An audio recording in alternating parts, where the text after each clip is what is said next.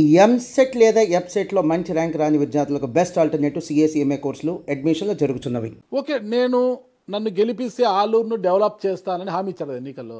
మరి ఏం డెవలప్ చేస్తారు? ఇప్పుడు గవర్నమెంట్ లేదు, మీకు ఫండ్ ఇవ్వదు, పార్టీ ఫండ్, మీకు గవర్నమెంట్ ఫండ్ ఇవ్వదు. ఓడిపోయిన ఎమ్మెల్యే గారు ఇస్తే వీరభద్రగౌడ్ గారికి ఇస్తారు. ఆయన ఏమైనా లెటర్స్ పెట్టుకుంటే పలానా రోడ్లకనో కాలువకనో ఆయనకి ఇస్తారు. మీకైతే ఒక రూపాయి కూడా రాదు. మీకు ఎస్డిపి నిధులు ఏమి రావు. మళ్ళీ పరిస్థితి ఏంటి? ప్రజలకు ఏం చెప్తారు? నేను ఎమ్మెల్యేగా గెలిచినతోనే ఆఫీసర్లతోన 6 మండలాల దగ్గర ఎట్లా, ఎందుకంటే ప్రతి గ్రామం రిపోర్ట్ నాతో ఉంది. ఏ రోడ్ ఎట్లుంది, ఏ గ్రామానికి వెళ్తాం, మొత్తం 6 మండలాలు మొత్తం చెప్పి నేను ఎస్టిమేషన్ వేయించి, నేను గెలిచినతో 3 నెలలకే ఎస్టిమేషన్ వేయించి మొన్న కలెక్టర్ గారికి 3 నెలల క్రితం కలెక్టర్ గారు మొత్తం డేటా ఇచ్చిన. నేను ఆ రోజు మన చంద్రబాబు నాయుడు గారు పత్తికొండకు వస్తుంటే ఆఫీసర్లతో డేటా లేదు, ఆలూరుది డేటా లేదు, వీరభద్రగౌడ్తో డేటా లేదు. నన్ను అడిగినారు, వాళ్ళందరూ నన్ను అడిగినారు. నేను ఇస్తే విత్తిన 5 నిమిషాల వరకు డేటా పెట్టినా. 6 మండలాల రోడ్లు డెవలప్మెంట్ది వాళ్ళకి పెట్టినాను. నేను ఇచ్చినాను, కలెక్టర్ గారికి ఇచ్చినాను. అదేవిధంగా మన జిల్లా మంత్రి వచ్చినారు కదా నిమ్మల రామాయణాడు, ఆయనకని ఇచ్చిన. సార్ మా ఆలూరు డెవలప్మెంట్ చేయండి సార్, రోడ్లు చాలా దరిద్రంగా ఉన్నాయి. మా ఆలూరు పక్క నేను కలెక్టర్ గారికి పోయినప్పుడు చెప్తుంటాను, సార్ మీరు మా ఆలూరుకి ఒకసారి విజిట్ చేయాలి సార్, మీరు చేస్తే మా ఆలూరు ఎట్లా చూడండి సార్, మీరు డెవలప్మెంట్ కావాలి సార్, మేము చేయాలి సార్ అని చెప్తాను. అంటే నాకేమి, నేను గెలిచినాను కాబట్టి ఎవరు చేసినా ఒకటే డెవలప్మెంట్, మా ఆలూరు డెవలప్మెంట్ కావాలని చెప్తాను. నేను మొత్తం ఇచ్చిన డేటా. మొన్ననే హెబ్టం నుంచి కురుకుందికి ఆ ఊర్లో, ఆ గ్రామంలోనైతే నేను అన్ని గ్రామంలో తిరిగినారు కదా, ప్రతి గ్రామంలో పోతే వాళ్ళు అసలు ఏడ్చేదోటి తక్కువ ఆ గ్రామస్తులు. నీళ్ళని ఆయన మంత్రి గారిని 5 సంవత్సరాలు అడిగినారంట, ఆయన ఏం పట్టించుకోలేదన్నారు. నేను పోయినా అదే మొన్ననే ఐఏబీ మీటింగ్లోన కలెక్టర్ గారికి, సార్ ఇది ఒక్కటి ఎస్టిమేషన్ వేయించి 30 లక్షలు పైప్ లైన్ వస్తుంది, ఎస్టిమేషన్ వేయించి కలెక్టర్ గారికి ఇచ్చిన. నేను సార్ దయచేసి ఇది ఒక్కటి చేయండి సార్, చాలా గ్రామంలో నీటి కొరత చాలా ఉందని చెప్పిన. నేనంటే మా ఆలూరు తరఫున ప్రతిదీ డెవలప్మెంట్ కోసం నేను అధికారులకు ఇస్తూనే ఉంటాను. ఏమి ఇచ్చినా అది కంఠశోష అవుతుంది తప్పితే ఏం డెవలప్మెంట్ జరగదు కదా. అది అది అధికారంలో వాళ్ళు. ప్రజలకు ఏం సమాధానం చెప్తారు? నేను అదే చెప్తాను. నేను డెవలప్మెంట్ నేను ఇచ్చినాను, నా లెటర్ ప్యాడ్లు తీసుకొని పక్క ప్రూఫ్తో ఇచ్చిన. నేను మనమంతా ఇస్తున్నాము, వాళ్ళు చేయకుండా నా తప్పు కాదు కదా. మా జగన్మోహన్ రెడ్డి మా అధికారం పార్టీలో వచ్చింటే మేము స్వయాన పోయి సీఎం దగ్గర పోయి నేను కూర్చొని తీసుకొని వస్తుంటే నిధులను. సరే, డెవలప్మెంట్ విషయం పక్కన పెడితే మీ నియోజకవర్గంలో ప్రధానంగా ఇప్పుడు ఒక సమస్య ఉంది, యురేనియం.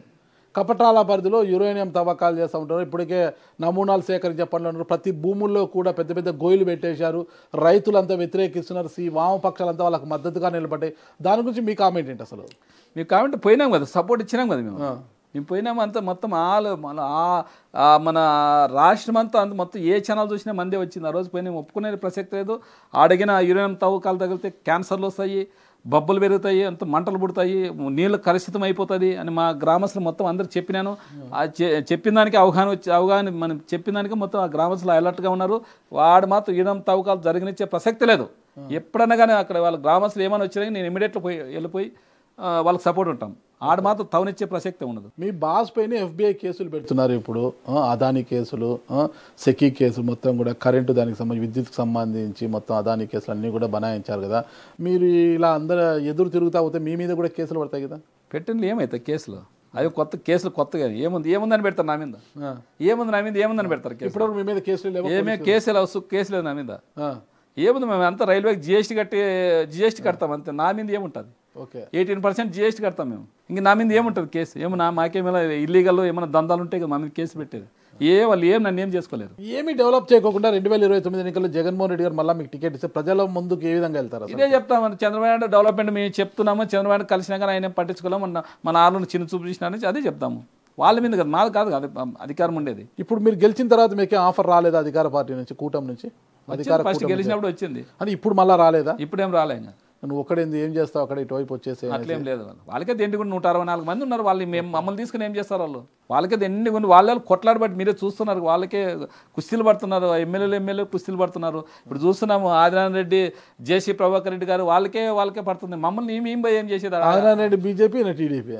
కూటమి ప్రభుత్వమే కదా వాళ్ళు అంతా కూటమే కదా వాళ్ళు బీజేపీ జనసేన టీడీపీ అంతా ఒకటే కదా కూటమే కదా వాళ్ళ కుస్తీలు పడుతుంది మేము భయం ఆ కుస్తీలో మేము కుస్తీలు పట్టారా ఇదన్నా ప్రశాంతంగా ఉన్నాం మేము ఇక్కడ ఇప్పటి వరకు ఎప్పుడే కానీ వీరభద్ర గౌడ్ గారితో మీరు మాట్లాడలేదు లేదు మాట్లాడలేదు ఒకసారి ఆయన బర్త్డేకి విషెస్ చెప్పే కదా ఫోన్ చేసినట్టు ఎప్పుడు 2022లో ఓకే అంత ప్రేమ ఆయన మీద మీకు ఏమో ఇప్పుడు మనిషి ఏదన్నా కానీ బర్త్డేకి ఇసొచ్చు బర్త్డే అంటే ఎవరైనా ఇసొచ్చు నువ్వు దానికేం పార్టీలకు సంబంధం లేదు నా వ్యక్తులకు సంబంధం లేదు వ్యక్తిత్వం అంతే ఓకే ఎమ్మెల్యే గారు తమిళనాడులో జల్లికట్టు సాంప్రదాయంగా జరుగుతుంటుంది వాళ్ళకి అక్కడ క్రీడది అదేవిధంగా మీ దగ్గర కూడా బన్నీ ఉత్సవాలను జరుగుతుంటాయి అనమాట దాని మీద కూడా మీ గతంలో ఒకసారి మీరు ఏదో కామెంట్స్ చేశారు మీరు బన్నీ ఉత్సవాలు ఖచ్చితంగా ఇక్కడ జరగదా ఆనవాయితీగా వస్తుందని అదేంతా కొట్టుకోవడము అదంతా ఏదో ఉంటుంది కదా అంతా కొట్టుకొని కాదు బన్నీ ఉత్సవాలు అంటే సాంప్రదాయం అదంతే దేవుడు వెళ్ళినప్పుడు బన్నీ ఉత్సవాలు అంటే మామూలు అంటే ఎవరు అడ్డు రాకున్నట్లు కట్టెలు పట్టుకొని ఇప్పుడు జనాలు వస్తే ఇప్పుడు అదే కట్టెలతో కొట్టుకుంటారు పుంజులు పట్టుకొని కొట్టుకోరు అది పుంజులు తీసుకొని ఇప్పుడు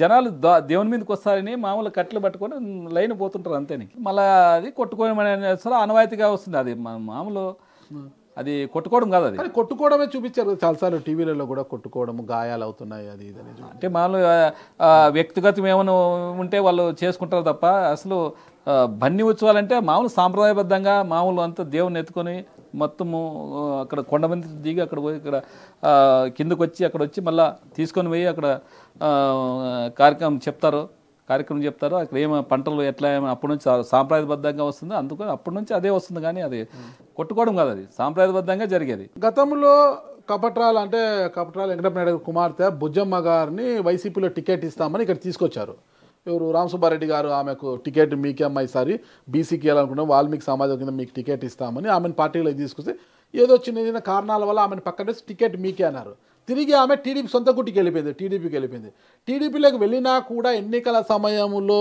లోపాయకర పద్ధతిలో మీకు సపోర్ట్ చేసింది బాగానే బుజ్జమ్మ గారు అంటారు అసలు సపోర్ట్ మాకేం సపోర్ట్ చేయలేదు బాగా గట్టి తిరిగింది పార్టీ పరంగా మొత్తం అన్ని గ్రామాలు మండలం అని తిరిగింది కదా టీడీపీకి ఓట్లేయండి అని ఆమె ఎప్పుడు మాకేం సపోర్ట్ చేయలేదు బన్నీ ఉత్సవాలు మీరు సమర్థిస్తారు బన్నీ ఉత్సవాలు సాంప్రదాయం అంతే ఉత్సవాలు అది కొట్టుకోవడం కాదు అది బన్నీ అంటే బన్నీ ఉత్సవాలు అంటే బన్నీ ఆ దేవుని తీసుకొచ్చినప్పుడు పుంజులు తీసుకొని మొత్తం కర్రలు తీసుకొని దేవుని దగ్గర అడ్డుకు రాకూడదు కట్టలు అడ్డం పెడతారు అంతే తీసుకొని అట్లా పోతుంటారు దేవుణ్ణి అంతేగాని అది కొట్టుకోవడం కాదు అది బయట ఏమన్నా కొట్టుకుంటున్నాం మళ్ళీ ఆడ దేవుణ్ణి ఎత్తుకుపోయేటప్పుడు కొంతమంది ఇప్పుడు ఎక్కువ చాలా దాదాపు 1000 జనంలో భక్తులు వస్తుంటారు అప్పుడు ఏ ఊరికోరికి తగులుకొని కొట్టుకుంటారు అది తప్ప దేవుని గురించి అసలు దేవుడి గురించి మాత్రం అది అసలు కొట్టుకునేది కాదు అది ఓకే ఇటీవల కాలంలో జగన్మోహన్ రెడ్డి గారిని ఏమైనా కలిసారా కలిసినా మొన్న ఓకే ఏమన్నారా ఏమంటారు ఏముంది అనేక అడగలేదా మీరు అన్న అసెంబ్లీకి వెళ్దామన్నా ప్లీజ్ అన్న అనేసి ఇప్పుడు అంత పెద్దలు అందరు ఉన్నారు ఊకినే ఉంటే నేను ఒకటి అడిగితే ఏం బాగుంటుంది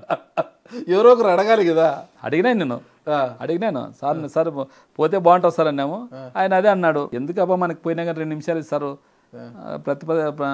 ప్రతిపక్ష హోదా ఇస్తే బాగుంటుంది అనే లెక్కలో ఆయన పాలసీ అనుకుంది ఎట్లంటే ఆడ పోయి ఎమ్మెల్యేగా కూర్చుంటే ఏం బాగుంటుంది ప్రతిపక్ష నాయకుడు కూర్చుంటే కొద్ది హోదా ఉంటుంది కొంత టైం ఇస్తారు 20 నిమిషాలు 10 నిమిషాలు టైం ఇస్తారు టైం ఇస్తే దాని ప్రజల గురించి మాట్లాడేది బాగుంటుంది ఏమి ఇకుంటారు 2 నిమిషాలు పోయి ఆయన కానీ ఏం చేస్తాడు పాపం ఇవ్వచ్చు కదా వాళ్ళు కానీ సుమన్ టీవీలో మీ పర్సనల్ అండ్ బిజినెస్ ప్రమోషన్స్ కోసం కింది నెంబర్కి కాంటాక్ట్ చేయండి.